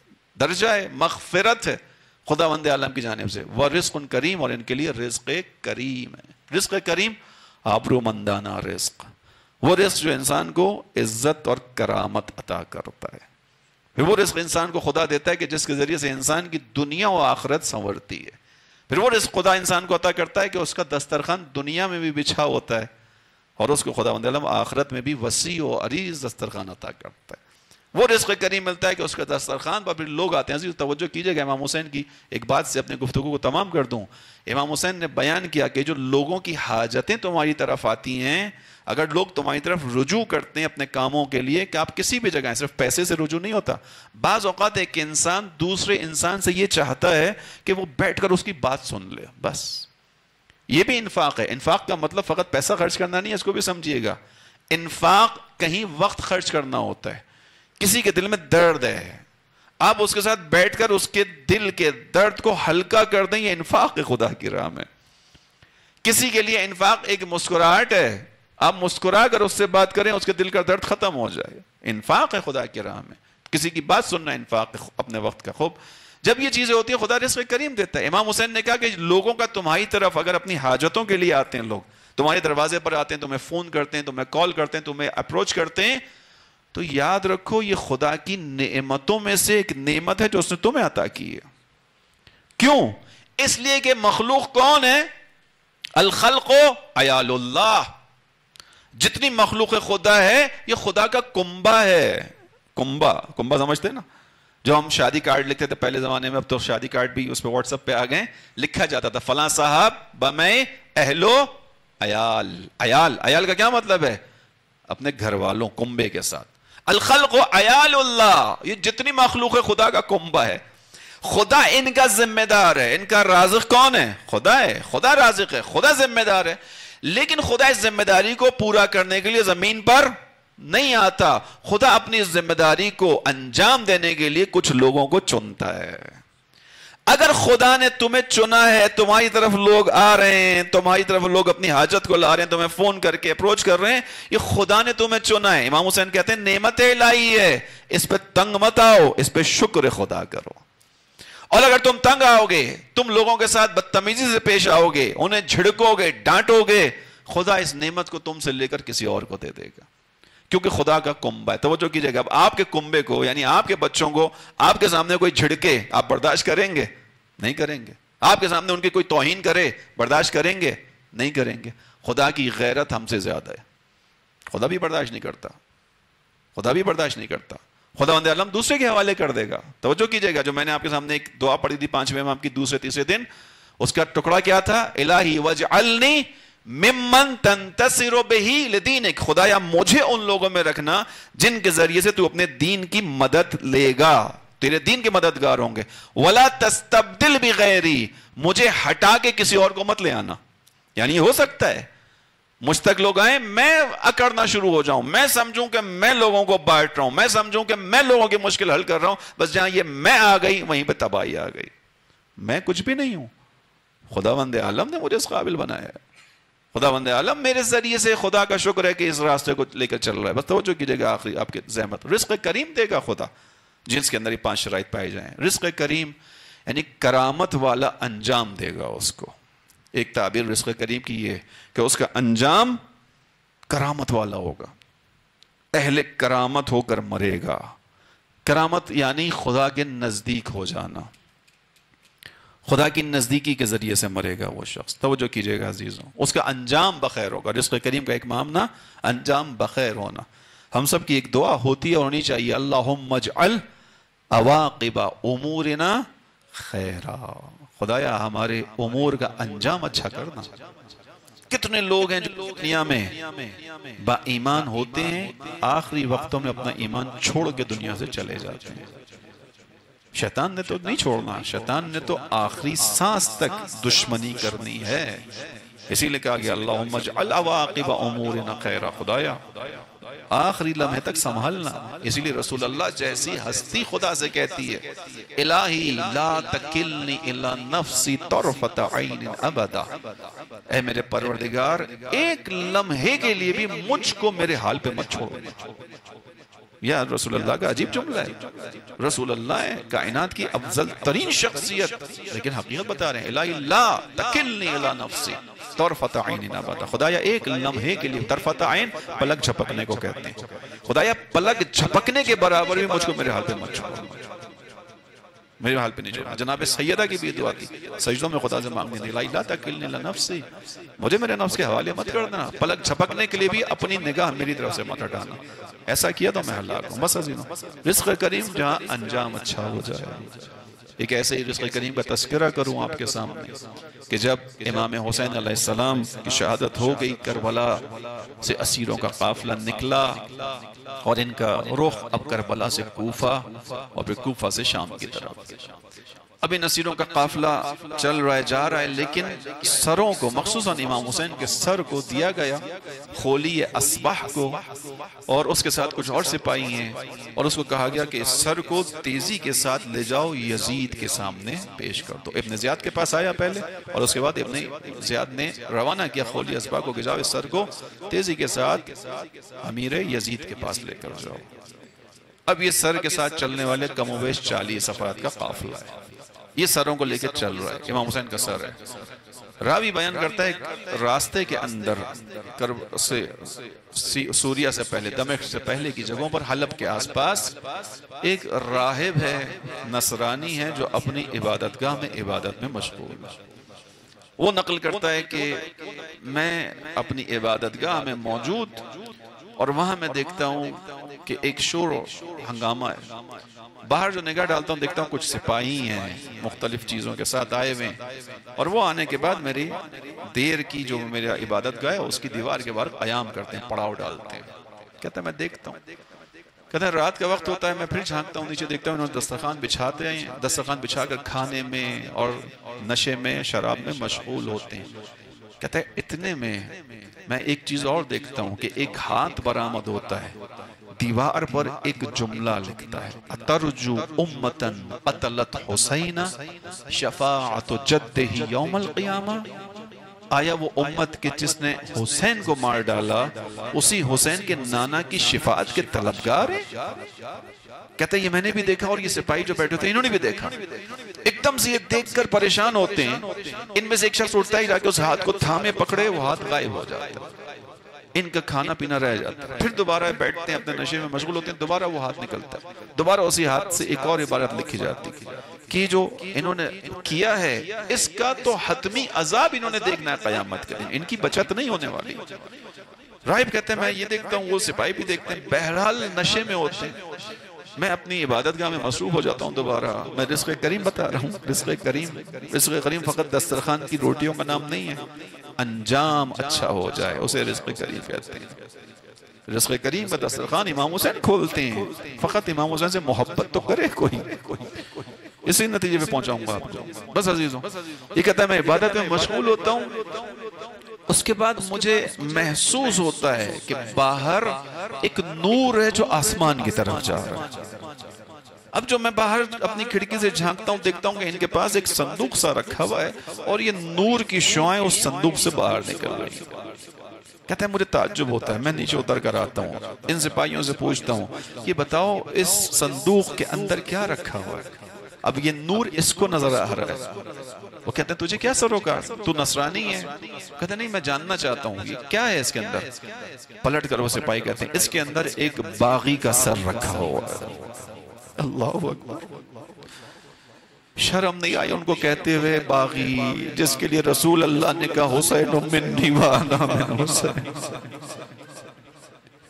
ان کی زبانیں خشک کیوں نہیں ہو گئی یہ جملہ ادا کرتے ہوئے. کہتے ہیں اس کے اندر ایک باغی کا سر ہے جس نے اپنے خلیفہ کے خلاف خروج کیا تھا، ہم نے اس کو مار ڈالا، اس کے سر کو کاٹ ڈالا، یہ ہدیہ ہے اس کی بارگاہ میں لے کے جائیں. یہ بہتا ہے کہ اچھا اس باغی کا نام کیا ہے؟ کہتے ہیں اس باغی کا نام حسین ہے. سنا تو تھا حسین کا نام. کہتا ہے حسین اس کے بابا کا کیا نام ہے؟ کہتے ہیں علی. کہتا ہے یہ اس کا تمہارے رسول سے کوئی تعلق تھا؟ کہتے ہیں ہاں رسول کا نواسہ تھا. عزیزوں یہ راہب کہتا ہے میں تڑپ جاتا ہوں، میں انہیں پلٹ کر کہتا ہوں اگر خدا کی قسم عیسیٰ کی کوئی اولاد ہوتی ہم اپنی آنکھوں پر بٹھاتے اسے. تم کیسے ہو کہ تم نے اپنے نبی کی اولاد کو مار ڈالا؟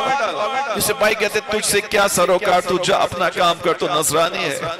یہ کہتے ہیں اچھا میں تم سے ایک درخواست کرتا ہوں، تمہارا پڑاؤ یہاں پر ہے، رات تک تم یہاں بیٹھے ہوئے ہو، تو میں تم سے ایک چیز بات کرنا چاہتا ہوں. کہتے ہیں کیا بات ہے؟ کہتے ہیں کہ یہ سر صبح تک میرے حوالے کر دو. وہ کہتے ہیں تم اس سر کو لے کے کیا کرو گے؟ کہتے ہیں بس میں رکھوں گا اپنے پاس، تم نے تو یہی رہنا ہے نا، فرق تو کوئی نہیں پڑے گا، جب صبح کو سفر شروع کرو مجھ سے واپس لے لینا. انکار کرتے ہیں. یہ سمجھ جاتا ہے کہ لالچ ہے ان کے دلوں میں، اسی لیے تو حسین جیسے امام کو مار ڈالا. یہ کہتا ہے اچھا میرے پاس 10,000 درہم ہے وہ دیتا ہوں، اس کے بدلے دے دو مجھے سر. عزیزوں یہ پیسے لا کے دیتا ہے، وہ لعین امام حسین کا سر اس کے حوالے کرتے ہیں. بس اب یہ سر کو اٹھاتا ہے عزت و احترام کے ساتھ آہستہ آہستہ اب انہیں عبادت گاہ میں جاتا ہے. عزیزوں جملے سنیے گا، مسیح مصائب کے ٹکڑے اپنی عبادت گاہ میں لے جانے کے بعد اس سر کو رکھتا ہے. اب جو تاریخ میں بیان ہوا یہ کہتا ہے میں نے اس سر کو گلاب کے پانی سے دھونا شروع کیا، اس کے چہرے میں پڑی ہوئی خاک اور خون کو صاف کرنا شروع کیا. میں اس جملے میں پہنچ کر ہمیشہ ایک جملہ عام مومنین کی طرف سے کہتا ہوں، میں اور آپ آئیے چل کر اس راہب سے ایک جملہ کہیں، ایک درخواست کر دیتے ہیں. اے راہب تو سر حسین کے ساتھ یہ محبت کر رہا ہے، میری درخواست اتنی ہے اسی محبت کو اس چھوٹی سی بچی کے سامنے کر دے جو اپنے بابا کے سر کے ساتھ ساتھ چل رہی ہے، جو اپنے بابا کے نیزوں کے نیزہ پر سر بلند ہونے کے ساتھ ساتھ چل رہی ہے. میں کیوں کہہ رہا ہوں اس بچی کے سامنے دھونا، اس بچی کے سامنے محبت کرنا؟ اس لیے کہ وہ بچی اپنے بابا کو بہت چاہتی تھی، وہ بچی اپنے بابا کے نو کے نیزہ پر سر کے ساتھ ساتھ چل رہی ہے. اس نے اب تک کربلا سے اس منزل تک اس سر کو جو دیکھا ہے ہمیشہ پتھر کھاتے ہوئے دیکھا ہے. اس راستے میں اگر پہلا کوئی شخص ملا جو اس سر کا احترام کر رہا ہے تو وہ تو ہے. ارے جب تو احترام کرے گا اس بچی کا دل بڑھ جائے گا، میرے بابا کا بھی چاہنے والا کوئی ہے. ورنہ اس سر نے ہمیشہ پتھر کھایا، جب کبھی بچی سے چلا نہ گیا اسی سر میں تعزیات ہمارا گیا. اجرکم اللہ. بس عزیزوں وہ کہتا ہے میں سر کو دھوتا ہوں، دھونے کے بعد اپنے رخسار کو اس کے رخسار پر رکھتا ہوں اور اس کے بعد خدا سے ایک دعا کرتا ہوں، الہی بحق عیسیٰ، اے خدایا تجھے عیسیٰ کا واسطہ اس سر کو اجازت دے مجھ سے کچھ کلام کر لے، میں اس سے کچھ بات چیت کرنا چاہتا ہوں. بس عزیزوں اتنا کہتا ہے کہ سر سے آواز بلند ہوتی ہے، ما ترید، تو کیا چاہتا ہے؟ یہ سر کہتا ہے اپنا تعارف کروا دیجئے پھر سے. امام حسین کی آواز آتی انا حسین. کہتے ہیں آپ کے بابا کا نام انا ابن علی، آپ کی والدہ کا نام انا ابن فاطمہ، اور فاطمہ میں فاطمہ کا بیٹا ہوں. راہب کہتا ہے اس کے بعد سر سے آواز آتی ہے انا مقتول، میں قتل کیا گیا ہوں، انا مظلوم، میں مظلوم ہوں، انا عطشان، اور میں پیاسا ہوں، انہیں پیاس کے عالم میں ذبح کیا گیا۔ بس عزیزو یہ کہتا ہے میں رونا شروع کر دیتا ہوں، روتے روتے میرا حال خراب ہوتا ہے، میں دوبارہ سر کے سامنے بیٹھتا ہوں، اپنے رخسار کو ان کے رخسار پر رکھتا ہوں، آواز دیتا ہوں کہ اے اس مقدس سر کے مالک، بس ایک گزارش ہے، کل قیامت کے دن شفاعت کی منزل پر میری شفاعت کیجئے گا۔ میں کہوں گا رسول کا کلمہ پڑھنے والے مسلمانوں، اے حسین کے قتل کے وقت آواز دینے والوں، حسین کے گلے کو جلد ذبح کرو، ہمیں نماز عصر ادا کرنی ہے۔ ارے رسول کے شانوں پر حسین کو دیکھنے والوں، پھر اسی حسین کو سواری سے گرا کر گھوڑے کی سموں سے پامال کرنے والوں، آؤ اس نصرانی سے سیکھ لو۔ یہ کہتے ہیں اپنے نانا کے حضور شفاعت کیجئے گا، میرا مولا کہتا ہے شفاعت کروں گا مگر میرے نانا کا کلمہ پڑھ لے۔ الفاظ کرتا ہے لا الہ الا اللہ محمد رسول اللہ۔